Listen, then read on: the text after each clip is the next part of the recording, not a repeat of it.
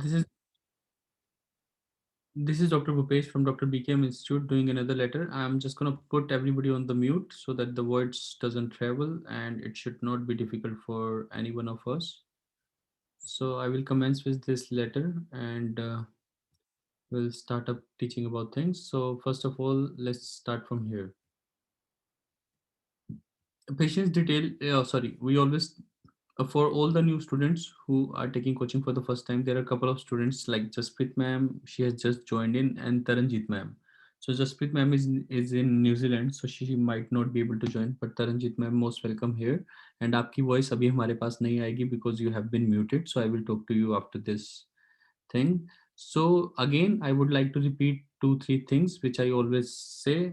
Three things, three most important things. Listen to the recording. Listen to the recording at least at least 2 times, I would say.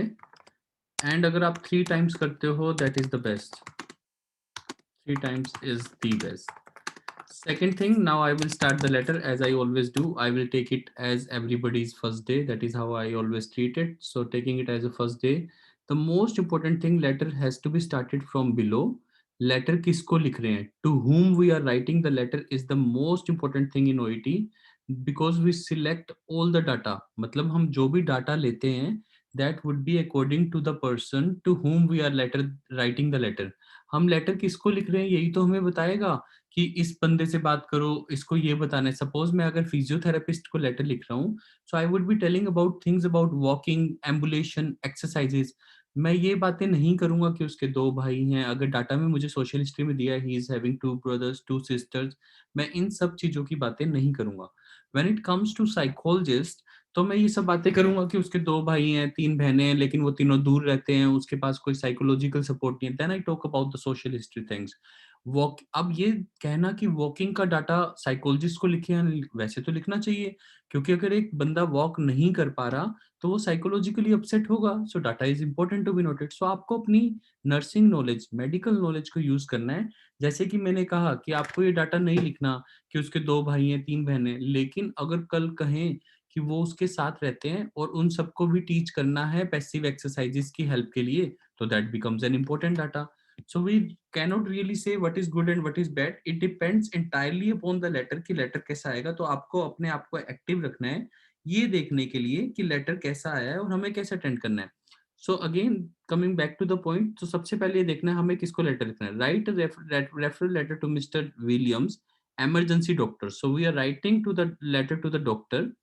Casualty ward में रहता है, मतलब जब patient बहुत critical होता होगा तब आता होगा. Saint Peter hospital, New South Wales, या for an emergency treatment, emergency assessment and management. So letter का पर्पस अगर देखो, हम कहते हैं फर्स्ट पैराग्राफ में पर्पस लिखना है, तो पर्पस तो यहीं से क्लियर हो गया. I am writing this letter regarding mister X, जो भी पेशेंट का नाम दिया होगा, mister X, who has been diagnosed with, जिस चीज का भी डायग्नोसिस है आज का. सो मैं एक बार देख लेता हूँ किस चीज का डायग्नोसिस है. Who has been diagnosed with covid 19. तो क्वेश्चन मार्क दे रखा है, तो डायग्नोज्ड का मतलब तो पक्का होता है, तो उसकी जगह सस्पेक्टेड आ गया. So who has been suspected with covid 19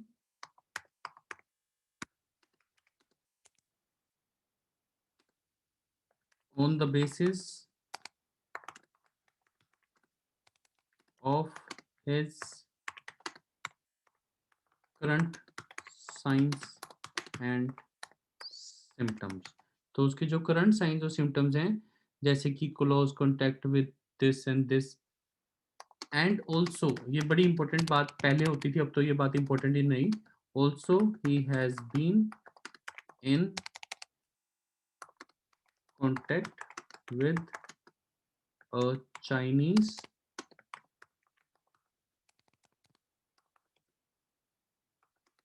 tourist recently.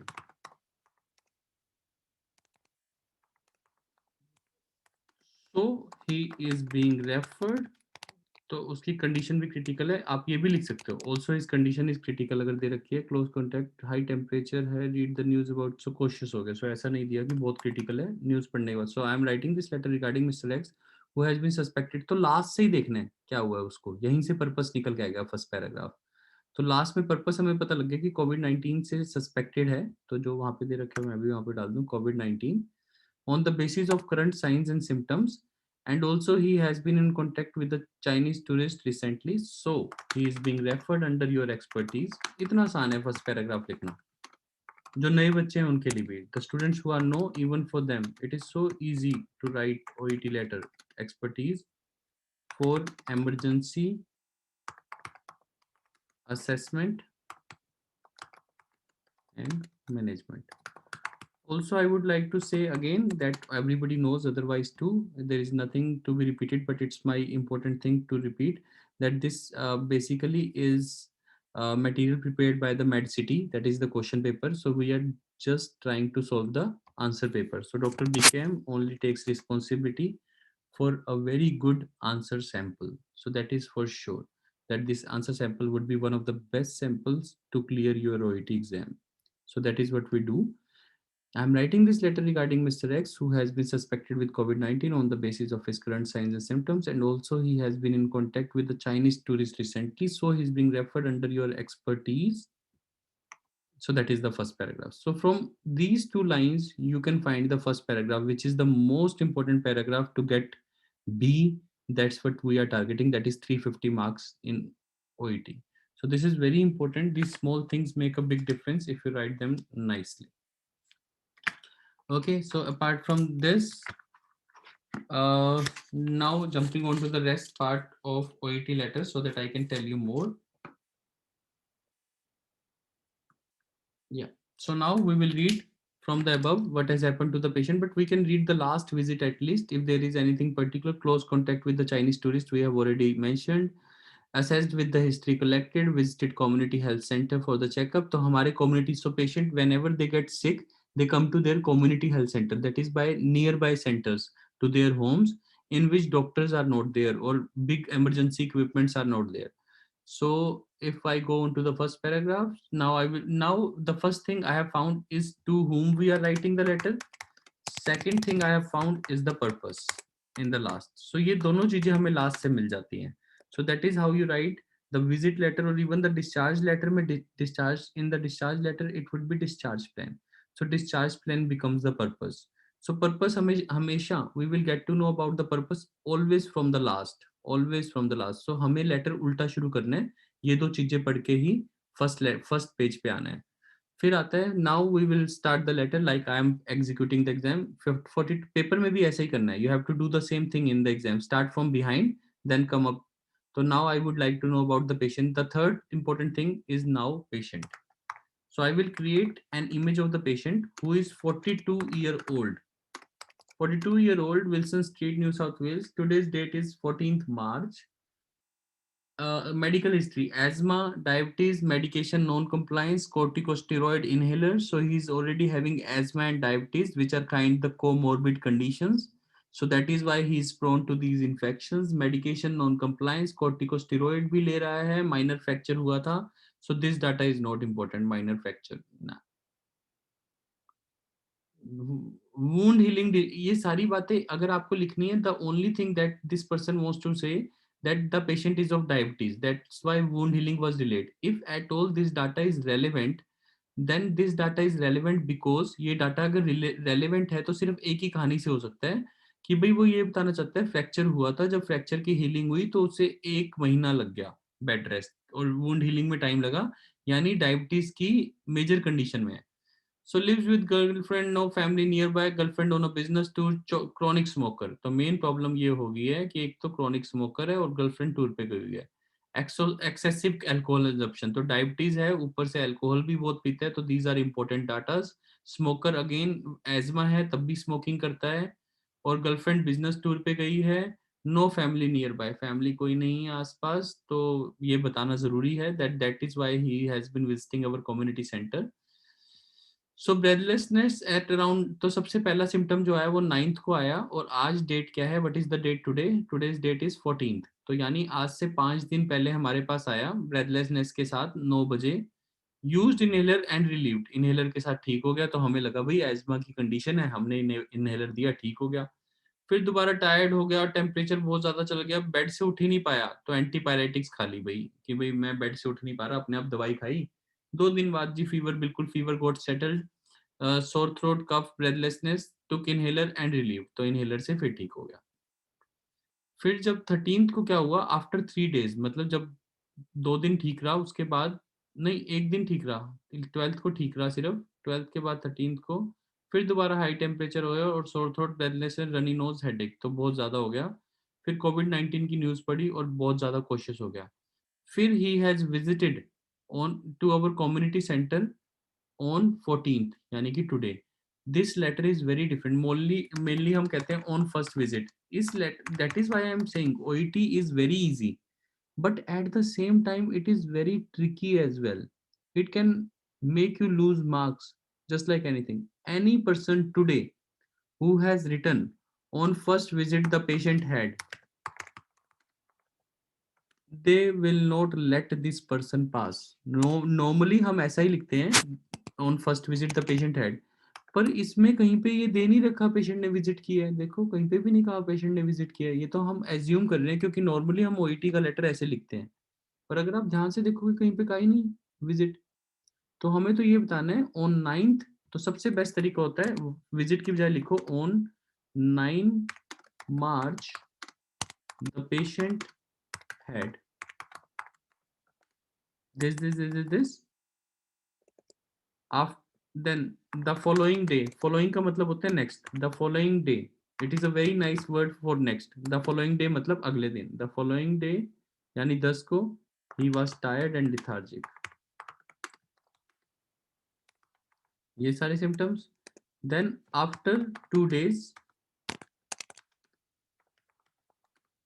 his fever got settled, active में, दिस इज एक्टिव, अपने आप सेटल हो गया, his fever got settled and he है, बट ही हैड, अब देखो एक पॉजिटिव एक नेगेटिव चीज है, तो कनेक्टर्स का सही use, however he had sore throat, cough, this is how you use connector, and breathlessness.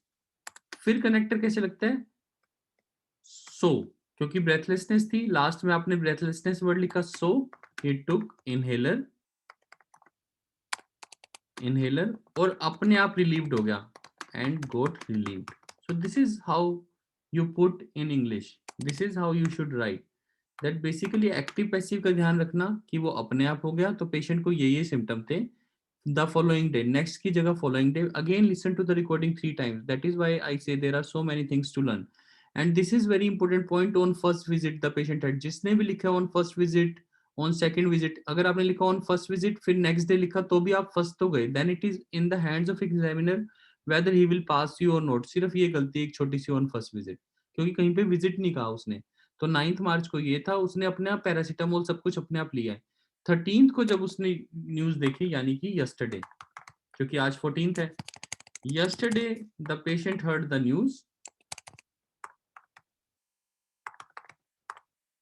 The patient, patient के साथ हमेशा दा लगाना है article, the patient heard the news and, या read the news, sorry read the news, और इसके साथ साथ read the news, and also he had high temperature, and also he had all the symptoms of COVID-19, ऐसे लिख सकते हो, जरूरी नहीं है सिम्टम्स को बार बार लिखना है, सेम ही तो चल रहे हैं, सोर थ्रोट ये वो, he had all the symptoms of COVID-19 mentioned in the news, so he became cautious, ऐसे, that is how you can write the best letter, कितना आसानी, कितना इजी होगा एग्जामिनर के लिए पढ़ना, that is what will give you the maximum marks, so he became cautious, today he has visited, हमारे पास आया है community, to our community centre, he has visited our community centre, sorry our community centre, our community center, and history has been collected, history collect की गई है। अब देखो लिखने का तरीका देखो, and history has been collected, ये हमारे द्वारा हुआ है, इस कारण से पैसिव वॉइस। जब टुडे में पैसिव वॉइस लगता है तो हैज बीन लगता है, जब पास्ट में लगता है तो वॉज लगता है पैसिव वॉइस, पर इस लेटर में कहीं पे वॉज की जरूरत ही नहीं पड़ी। तो पैसिव वॉइस यहाँ पे पहली बार लगा है, वॉज की जगह हैज बीन प्रेजेंट में, ये याद रखना है please. Today he has visited our community centre, देखो यहाँ पे ये अपने आप आया है तो हैज लगाया है, अगर हमारे द्वारा लाया जाता तो हैज बीन प्रेजेंटेड लिखते, पर वो अपने आप आया है तो he has visited our community centre and history has been collected, तो ऐसे लिखना चाहिए, हिस्ट्री हैज बीन कलेक्टेड। अब देखो कनेक्टर्स क्या होते हैं, अच्छी इंग्लिश क्या होती है, इन विच, जिसमें ये पाया गया है कि, in which it has been found that he has been in close contact with a Chinese tourist earlier। ऐसे भी कह सकते हो, in which it has been found की जगह in which history has been collected, in which उसने अपने आप बताया है, ही हैज रिपोर्टेड या informed, he has informed that he has been in close contact with a Chinese tourist earlier। Hence, अब हमने ऊपर कर दिया है कि हमने एक बार सस्पेक्टेड वर्ड यूज कर चुके हैं, so we will try to change is, hence tentative diagnosis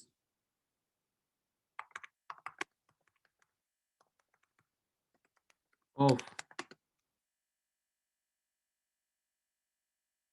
COVID-19 has been made, so that is how you would complete it simply, that is how you will complete। So tentative diagnosis, this has been made, so only word I am repeating is COVID-19, सिर्फ disease का नाम repeat होता है, उसके अलावा कुछ repeat नहीं होता। So hence tentative diagnosis has been made for which your expertise is highly required। so ये पैटर्न होता है विजिट लेटर का, but it is not a complete visit letter, फिर भी कुछ भी चेंज नहीं होता, सिर्फ ऑन फर्स्ट विजिट वर्ड को छोड़ के, on 9th, following day, after 2 days, yesterday, today he has visited our community centre, और ये पूरा लेटर कंप्लीट हो गया। बस इसके बाद आपको वही लाइन लिखनी है जो काउंट नहीं होती, yesterday we were having that thing, तो एक लाइन छोड़ के अब ये काउंट नहीं होएगी, should you require further information, so this will not be counted, feel free to contact, that's it, simple। so this is how a complete letter will go, that is in front of you। so of course I will take your doubts, but today I have written almost complete letter so that you can all realize what are active voices, what are passive voices in this letter। Most of the things are active voices, like fever was settled नहीं, fever got settled, so this is active। was लगाता ही वो passive हो जाता है, was plus third form। ऐसे ही has been third form passive होता है, हैज बीन थर्ड फॉर्म। आप कहोगे सर ये भी तो पैसिव है, has been in close contact, but this is not passive, because this is, there is no verb की थर्ड फॉर्म, यहाँ पे वर्ब की थर्ड फॉर्म होती तो ये पैसिव होता, तब तक ये पैसिव नहीं है, so it is not passive, it can appear. So सबसे इंपॉर्टेंट रूल पैसिव का होता है, is am are, was were, be, been, be का कोई भी रूप, बी की first form is am are, be की second form was were, be की थर्ड फॉर्म बीन, बी का कोई भी रूप जब थर्ड फॉर्म के साथ आता है तब उसे पैसिव वॉइस बोलते हैं। तो जहां पे थर्ड फॉर्म नहीं है तो वो पैसिव वॉइस नहीं है। आप कहोगे ये सर सेटल्ड, ये भी तो पैसिव वॉइस हुआ, यहाँ पे थर्ड फॉर्म तो है, यहाँ पे फीवर नहीं, यहाँ पे वॉज नहीं है, तो अगर वॉज होता तो हम पैसिव वॉइस कहते हैं। तो कंप्लीट रूल करना होता है। So his fever got settled अपने आप हो गया, it is an automatic process, ठीक है। Is it all good? So I have mentioned the whole letter, जैसे डायग्नोसिस हैज बीन मेड, तो ये पैसिव वॉइस है, हमारे द्वारा बनाई गई है। So this is how the complete letter will go. So I'm switching off the recording, taking back to my page. I've written the whole letter. Please listen to the recording 3 times. As I always say, first time you listen, second time you understand, third time you would be good enough to execute yourself. I know it is very boring at times, not always. My class doesn't seem to be that boring as per me. But anyhow, let's take it that way. Even if it is boring, then it is also a job to be done, and we all should do it. So I'm switching off the recording and will take your questions. Thank you for your patience and will unmute your mics. This is Dr. Bhupesh from Dr. BKM Institutes once again, and let's discuss the doubts.